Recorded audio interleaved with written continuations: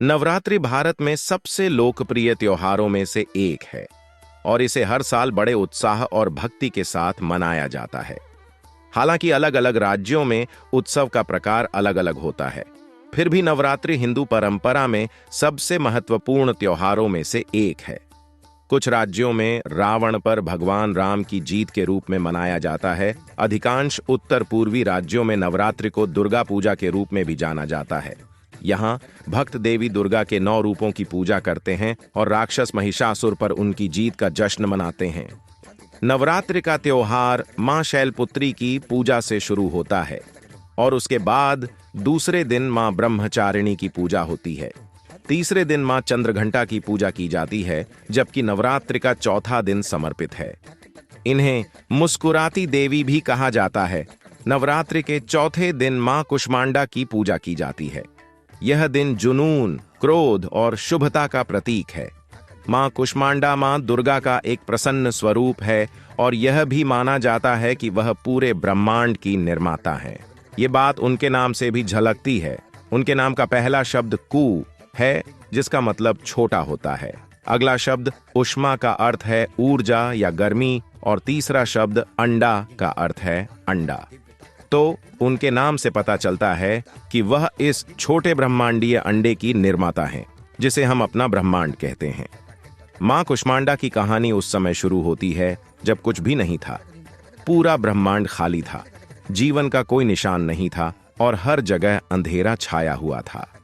अचानक दिव्य प्रकाश की एक किरण प्रकट हुई और धीरे धीरे सब कुछ रोशन कर दिया। प्रारंभ में यह दिव्य ज्योति निराकार थी और इसका कोई विशेष आकार नहीं था।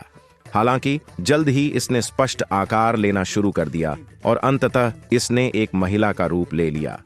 यह दिव्य महिला ब्रह्मांड की प्रथम प्राणी मां कुष्मांडा थी। ऐसा माना जाता है कि मां कुष्मांडा अपनी मूक मुस्कान से इस ब्रह्मांड की रचना करने में सक्षम थीं। उसने इस छोटे ब्रह्मांडीय अंडे का उत्पादन किया और उसकी मुस्कान ने अंधेरे पर काबू पा लिया। मां कुष्मांडा ने इसे प्रकाश से बदल दिया और इस ब्रह्मांड को नया जीवन दिया। जल्द ही उसने सूर्य, ग्रह, तारे और आकाश गंगाएं बनाई जो हमारे रात के आकाश को भर देती हैं। उन्होंने स्वयं को सूर्य के केंद्र में स्थापित किया और अब उन्हें हमारे ब्रह्मांड में सभी ऊर्जा का स्रोत माना जाता है।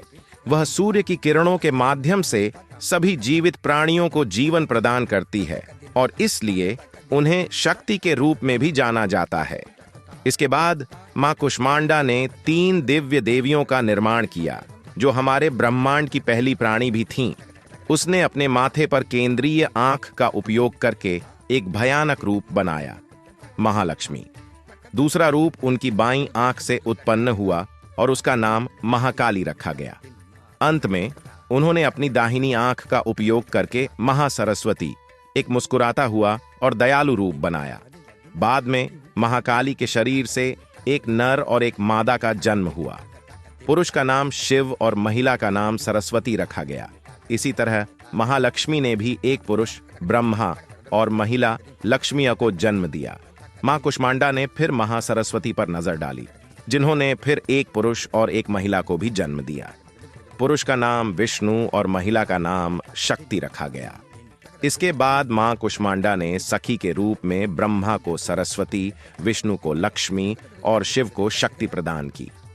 बाद में मां कुष्मांडा ने 3 दिव्य देवियों को अपने भीतर समाहित कर लिया और फिर दिव्य, शक्तिशाली और अंतहीन ऊर्जा की वस्तु के रूप में शक्ति में प्रवेश किया।